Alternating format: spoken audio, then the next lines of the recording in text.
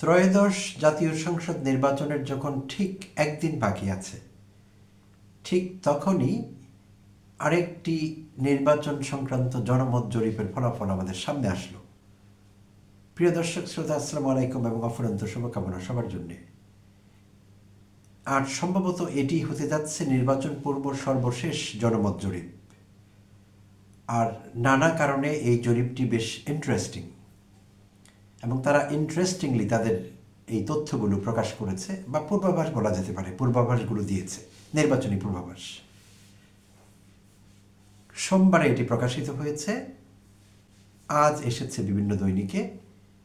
আর যেই সংস্থাটি এটি প্রকাশ করেছে বা এই পূর্বাভাসগুলো দিয়েছে, সেই সংস্থাটি হলো Bangladesh institute of democracy and development. এইটি একটি অরাজনৈতিক এবং অলাভজনক প্রতিষ্ঠান। তো তারা তাদের তথ্যগুলো আগে এই ত্রয়োদশ জাতীয় সংসদ নির্বাচনকে সামনে রেখে আগে 3টি পূর্বাভাস তারা দিয়েছিল। এটি হলো তাদের শেষ এবং চতুর্থ পূর্বাভাস। তো দেখে নেওয়া যাক পূর্বাভাসগুলো কি কি। আর যেটি আমি বলছিলাম যে খুব ইন্টারেস্টিং ওয়েতে তারা তাদের এই তথ্যগুলো দিয়েছে বা পূর্বাভাসগুলো প্রকাশ করেছে। তো কেন ইন্টারেস্টিং সেই কথাটি আমি ভিডিও শেষের দিকে বলবো, একটু রহস্য করতে চাচ্ছি আর কি, রহস্য রাখতে চাচ্ছি। এবং নির্দিষ্ট ডাটা দিয়ে তারা বলেছে যে ভোটের দিনে নির্দিষ্ট কিছু শর্ত পূরণ হওয়া সাপেক্ষে ভোটের ফলাফল পাল্টে যেতে পারে। নর্মালি অন্যান্য জরিপগুলোতে আমরা দেখেছি যে প্রি ইলেকশন অ্যাক্টিভিটিস, পারফরমেন্স, দলগুলোর নানা রকম পোলারাইজেশন, এইসব কারণে নির্বাচনী ফলাফলে সেটি এফেক্ট করে। বাট তারা ইন্টারেস্টিং পার্টটুকু হলো এই, তারা বলবার চেষ্টা করেছে ভোটের দিনে কিছু নির্দিষ্ট শর্ত পূরণ হওয়া সাপেক্ষে নির্বাচনী ফলাফল যে কোনো একদিকে চলে যেতে পারে। তো সেই ইন্টারেস্টিং পয়েন্টটি পরে বলছি, তার আগে কিছু প্রাক আলোচনা করে নিই। সেটি হলো যেটি বলছিলাম যে তারা 3টি পূর্বাভাস আগেও করেছে, এটি চতুর্থ এবং শেষ। তো চতুর্থ এই পূর্বাভাসে তারা যেটি করেছে, সম্ভাব্য ভোট পড়ার হার, এইটি এসেছে আলোচনায়। দলগুলোর আসন ভিত্তিক ফলাফল, আর এসেছে ভোটের হারের তারতম্যের কারণে ফলাফল কিভাবে বদলে যেতে পারে। ভোটের হারের তারতম্যের কারণে, অর্থাৎ ভোট কম বেশি পড়ার উপর নির্ভর করবে বিষয়টি, এবং ভোট কেন্দ্রের সম্ভাব্য ঝুঁকি কি আছে সেগুলো তারা অ্যাসেস করেছে এবং প্রকাশ করেছে। আচ্ছা, মোট 15টি সুপারিশ তারা পূর্বাভাস দিয়েছে প্রতিবেদন আকারে এটি প্রকাশিত হয়েছে। 15টি পূর্বাভাস আছে এখানে। তো পূর্বাভাসে বলা হয়েছে নির্বাচনে গড় ভোট পড়তে পারে 58 থেকে 67%। এটি তাদের পূর্বাভাসের একটি এবং প্রধান। অ্যাভারেজ ভোট হতে পারে 58 থেকে 67%। আচ্ছা, ভোটের সম্ভাব্য ফলাফলে বলা হয়েছে বিএনপি জোট 147 থেকে 188টি আসন পেতে পারে। বিএনপি নেতৃত্বাধীন যে জোটটি আছে সেটি 147 থেকে 188টি আসন পেতে পারে, বা 88ও বলা যেতে পারে, 188টি আসন পেতে পারে। আচ্ছা, আর জামাত ইসলামী জোট, যেটি 11 দলীয় জোট এখন, ঐক্য, তারা পেতে পারে 73 থেকে 110টি আসন। অন্যদিকে ইসলামী আন্দোলন বাংলাদেশ 1টি থেকে 3টি, স্বতন্ত্র প্রার্থী 21 থেকে 28টি, এবং অন্যান্য দল 4 থেকে 6টি আসন পেতে পারে। বিআইডিডি, এটি তাদের নামের অ্যাব্রিভিয়েশন সংস্থাটির, Bangladesh institute of democracy and development. So BIDD তাদের নির্বাচনী পূর্বাভাস তৈরিতে প্রচলিত জনমত জরিপের বাইরে গিয়ে একটি আধুনিক গবেষণা পদ্ধতি ব্যবহার করেছে। গবেষণায় 1991 থেকে 2008 পর্যন্ত জাতীয় নির্বাচনের তথ্যগুলো বিশ্লেষণ করেছে। ভোটার উপস্থিতি থেকে শুরু করে দলভিত্তিক ভোটের একটি চিত্র তারা তৈরি করেছে 1991 থেকে 2008 পর্যন্ত। আচ্ছা, আর এইখানেই তারা আসলে পৃথক এই জায়গাটিতে, কারণ অন্যান্য যে জরিপগুলো আমরা দেখেছি সেই জরিপগুলোতে শুধু গত 15 দিনের, 3 সপ্তাহের, 1 মাসের কিংবা 5 সপ্তাহের ডাটা কালেক্ট করা হয়েছে। বাট এখানে তারা 1991 থেকে 2008 পর্যন্ত অনুষ্ঠিত সবগুলো জাতীয় নির্বাচনের সব গতি, প্রকৃতি, সব কিছু তারা বিবেচনায় নিয়েছে। অর্থাৎ অনেকটা কম্প্রিহেন্সিভ এই জরিপটি। আচ্ছা, পাশাপাশি 2024 সালের আগস্টের পর বিভিন্ন গবেষণা প্রতিষ্ঠানের জরিপের তথ্য যুক্ত করে মেশিন লার্নিংয়ের একটি লেটেস্ট মডেল দিয়ে তারা এটি হিসেব নিকেশ বের করেছে।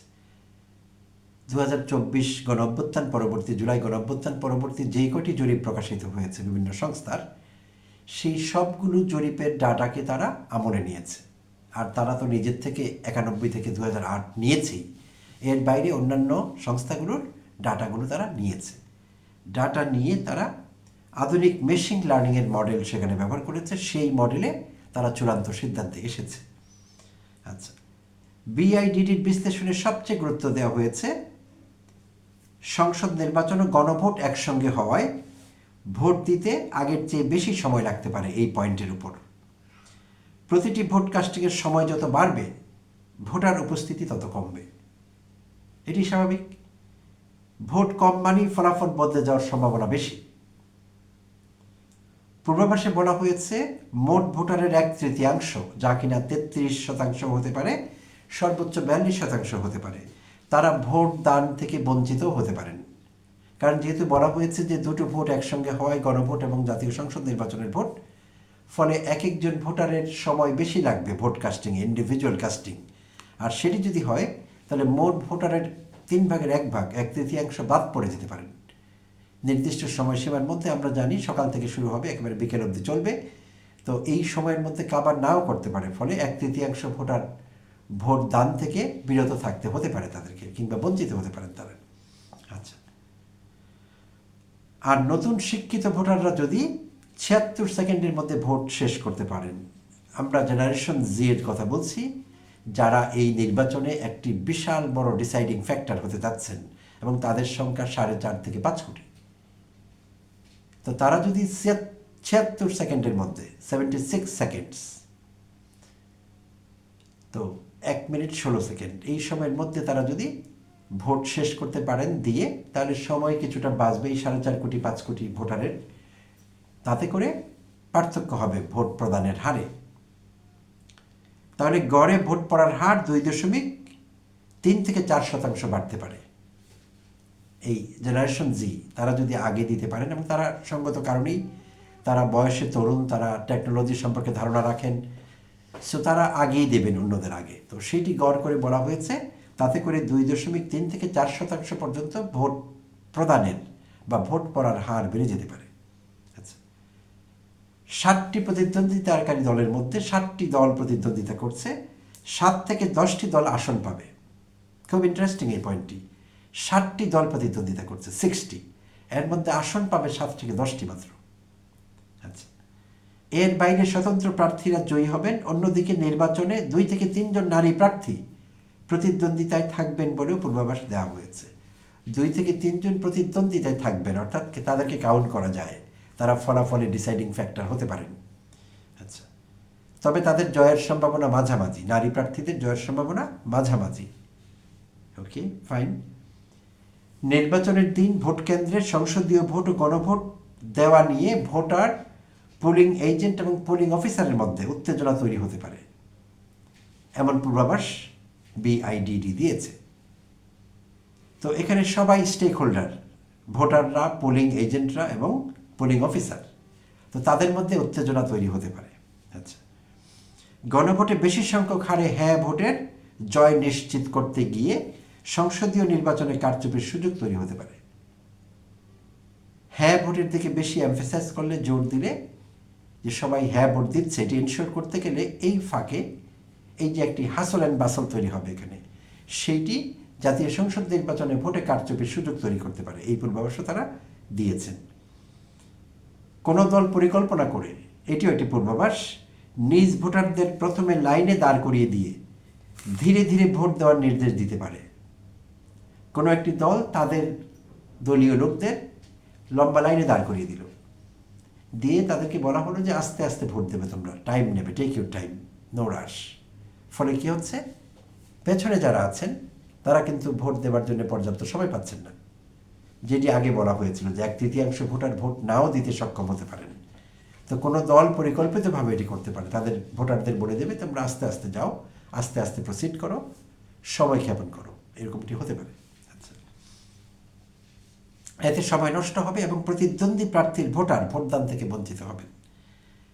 এছাড়া জোটগুলো তাদের কোর আসনগুলো নিশ্চিত করতে গিয়ে দ্বন্দ্বে জড়াতে পারে এবং আইন শৃঙ্খলার অবনতি হতে পারে বলেও পূর্বাভাস দেওয়া হয়েছে। আচ্ছা, এবার বলছিলাম যে একটা ইন্টারেস্টিং বিষয় তারা এখানে প্রেজেন্ট করেছে ডাটা দিয়ে, তো সেইটি বলতে চাচ্ছি এখন। সেইটি হলো মোট ভোট যদি 65 থেকে 68% পড়ে, ভোট কাস্টিং 65 থেকে 68%, তাহলে বলা হয়েছে বিএনপি নেতৃত্বাধীন জোট একক সংখ্যাগরিষ্ঠতা পেতে পারে। আর এই হার যদি 53 থেকে 58 হয় এবং উচ্চমাত্রায় সংগঠিত ও আদর্শ ভোটারের আধিপত্য থাকে, তাহলে জামায়াত ইসলামের নেতৃত্বাধীন 11 দলীয় নির্বাচনী ঐক্যের সরকার গঠনের সম্ভাবনা বেশি। তো এইটি বেশ ইন্টারেস্টিং একটি পয়েন্ট আমি পেয়েছি পুরো এই পূর্বাভাসগুলোর মধ্যে, যে 65 থেকে 68% ভোট পড়লে বিএনপির জিতে যাবার সম্ভাবনা বেশি, আর 53 থেকে 58% পড়লে এবং সেই ভোটারদের মধ্যে উচ্চ মাত্রায় সংগঠিত এবং আদর্শ ভোটারের আধিপত্য থাকে, তাহলে জামায়াত জোট সরকার গঠন করবে, তারা বেশি আসন পাবে। তো এইটি ছিল ইন্টারেস্টিং পার্ট, মোস্ট ইন্টারেস্টিং আসলে, কারণ ভোট প্রদানের হারের তারতম্যে দেখা যাচ্ছে কোনো একটি দলের ভাগ্য নির্ধারিত হচ্ছে তাদের হিসেব মতে। বেশি পড়লে যে হায়ার পার্সেন্টেজের কথা বলা হয়েছে 65 থেকে 68, বিএনপির পক্ষে যাচ্ছে বিষয়টি, আর যদি কম পড়ে 53 থেকে 58, তাহলে জামায়াতের পক্ষে যাচ্ছে। তো এই হলো এই জরিপের ফলাফল, এবং এইটি সর্বশেষ জরিপ বলে আমরা গণ্য করতে পারি। মনে হচ্ছে না যে কাল আবার কোনো নতুন জরিপ আমরা দেখতে পাবো। এইটি সর্বশেষ, আর এই বিআইডিডির এটি চতুর্থ এবং শেষ জরিপ। তার আগে তারা 3টি জরিপ চালিয়েছে, 3বার পূর্বাভাস দিয়েছে এই ত্রয়োদশ জাতীয় সংসদ নির্বাচন এবং গণভোট সম্পর্কে। সুপ্রিয় দর্শক শ্রোতা, অসংখ্য ধন্যবাদ সঙ্গে থাকবার জন্যে এবং কৃতজ্ঞতা। আবারও কথা হবে অন্য কোনো এপিসোডে।